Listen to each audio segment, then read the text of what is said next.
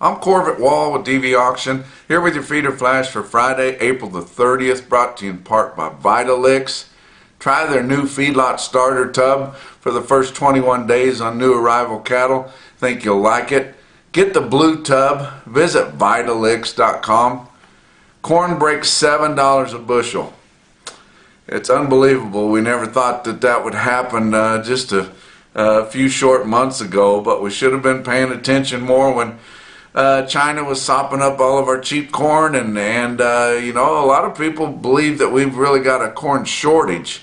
Now, I hear tell and know stories about a lot of those well-to-do farmers through the Corn Belt, and a lot of them in the Eastern Corn Belt that's got a lot of equity built up in their operation, and they've got significant amounts of corn in on-farm storage. You know, it's hard to get any details about that. At what point they're going to let that go, and if it's enough to affect stocks significantly, we really don't know. But my gosh, I'd be getting nervous if I had a bunch of it out there. I wouldn't be getting nervous. I'd be getting excited. But you know, it's dry around, and it is starting to show. You know, being up here in the northern plains up here in South Dakota. Of course, I'm in western South Dakota. Not a lot of farming here, but a lot of guys here at Belle Fourche at the Greater Midwest Livestock Auctioneer Championship come from areas in eastern South Dakota, and talking to them and asking them how dry it is, and it ranges, you know, from being you know, dirt poor dry to you know, just saying, well, there's not any water running in the tiles, and that's not a, you know, something to get too worried about, but it's drier than what they normally are. The further east you go, the better it gets. Now, out here in the western South Dakota, get over into eastern Montana and going north into western North Dakota, very, very dry. And I tell you what, just here at the sale at Belle Fourche on Thursday, did see a lot of heifers coming in, a lot of heifers that the ranchers had planned on keeping and making replacements with, but they just weren't able to keep them. It's too dry, so they brought them in, and none of them were going back for replacements to anybody else. All of them going to feed. It's enough to make a difference, guys. We're going to get these supplies back in our favor. What good that will do us, I don't know, because I just don't know if we've got any fat cattle sellers that are able to take advantage of it if and when we do get short on supplies of fat cattle. You know, on Wednesday I noted that here they were asking 118 and the guys were giving them 119. So, you know, if you're not asking for more money, I don't understand how they think they're going to get more. And I realize it's a tough trade, you know, week in and week out. But you've got to be as dedicated to getting more money as the packers are dedicated to stealing them. You know, everybody knows that these packers are making $700–800 a head on every one. It ought to be a little bit embarrassing to them. They want to buy them that much cheaper. And it takes a lot of gall, but I mean, they hang right in there. And it's not the country buyers' fault, you know, the guys that work for the packers. You know, most of them are good guys, and the guys like them, and most of them, you know, grew up like everybody else did, raising cattle at some level.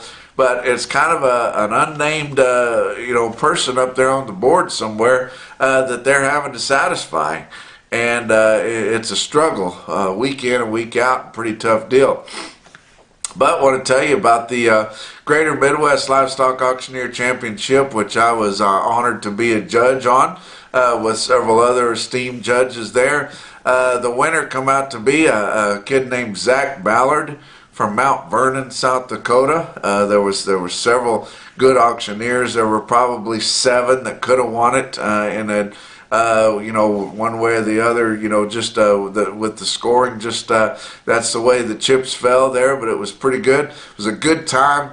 Met a lot of Feeder Flash gang members. Got to visit with a lot of people there that watch these reports on a regular basis, and that always tickles me to death. Got to talk to a lot of old friends that I haven't seen very much in the auction business, and it was just, you know, these deals are just fun.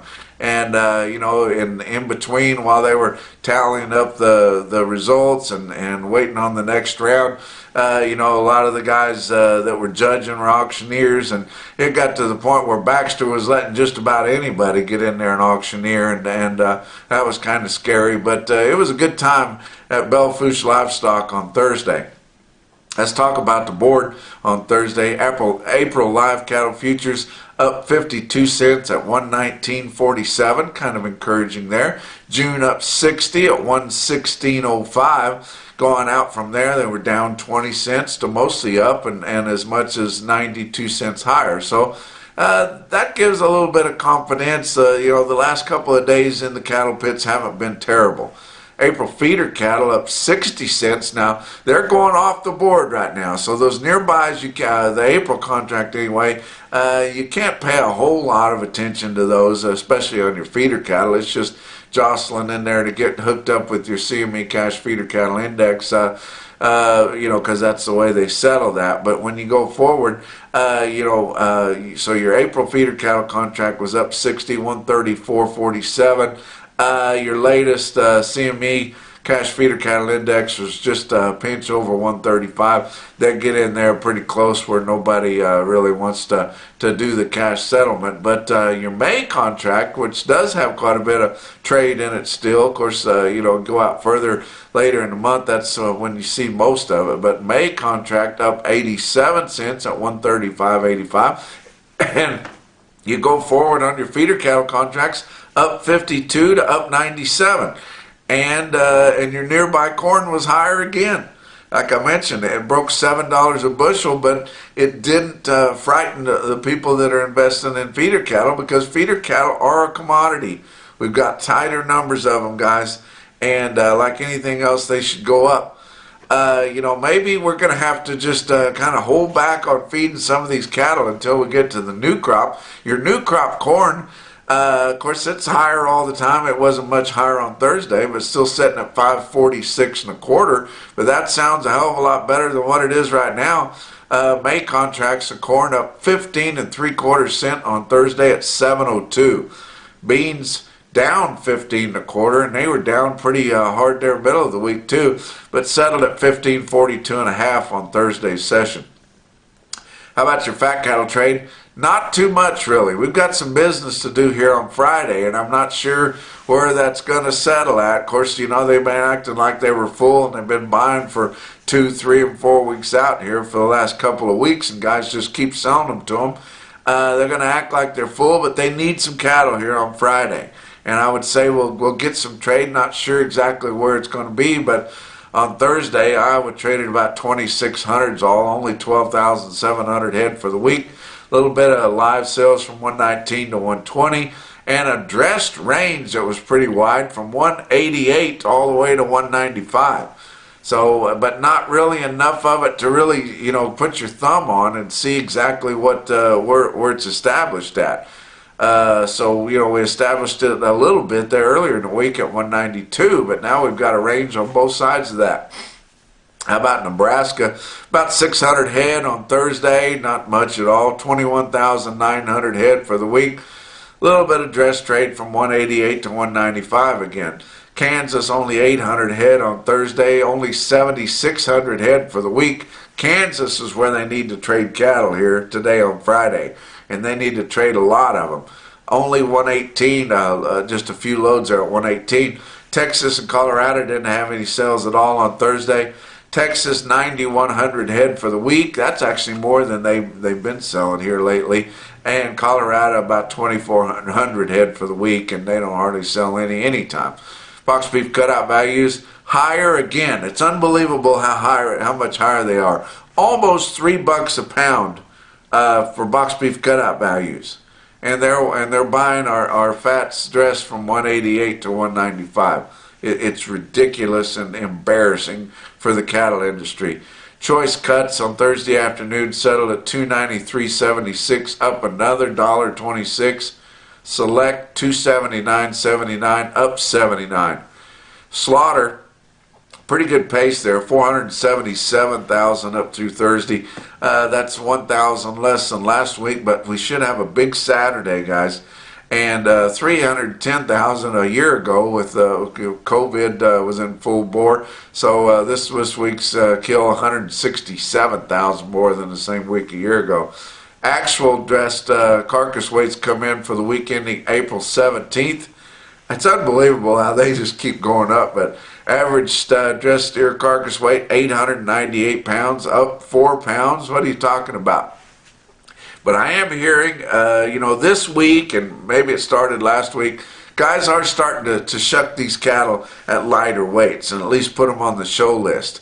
Your packers are going to have to struggle to find choice cattle as guys want to move those cattle at lighter weights because they just can't afford to keep feeding them. When it costs more to put a pound on than what it's worth, we're not going to take them to these obese weights of 1,800 pounds like we have for the last several years. That's going to help our market. Talk about your feeder cattle market, your real-time index on DV auction late in the day on Thursday at 133.38, up 33 cents. Look at some of your big sales on Thursday. Winter livestock in Pratt, Kansas, about 4,500 head there altogether. Feeder cattle steady to $3 higher. Sure enough. And we haven't seen that for a while. But middleweight cattle kind of mixed, didn't have a really good test. Your best test by far was on big feeders, and a lot of them either backgrounded or coming off some late wheat or a little bit of graze out wheat there that they bring them off early because it's getting dry there too in spots. But on your automated market report from Cattle Market Central, you see winter livestock in Pratt, 803 head of the 8-weight steers averaged 854 at 132.29. Over 1,100 head of 9-weights in Dodge City. Wow. Average 957 at 128.07. How about Farmers and Ranchers livestock, Salina, Kansas, 2,700 head there. Steady to $4 higher. Spots as much as $7 higher on some steers, feeder weight steers. Pretty good. How about some individual quotes around the circuit? Billings, Montana, Billings Livestock Commission. How about 58 head, 607-pound stalker type steers at 176.50. And pretty dry over there, guys. And then at Belfouche, where I was at on Thursday, Belfouche livestock, about 3,000 head there. I watched some pretty good cattle sell. A lot of the cattle didn't have much condition. It looked pretty full to me, but of course, I'm more tuned to southern plains type condition, but the cattle looked pretty full and carried some flesh even though it's dry around.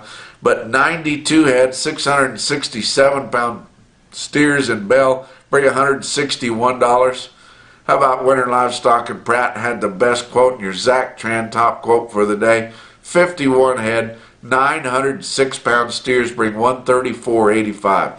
That's your feeder flash for Friday.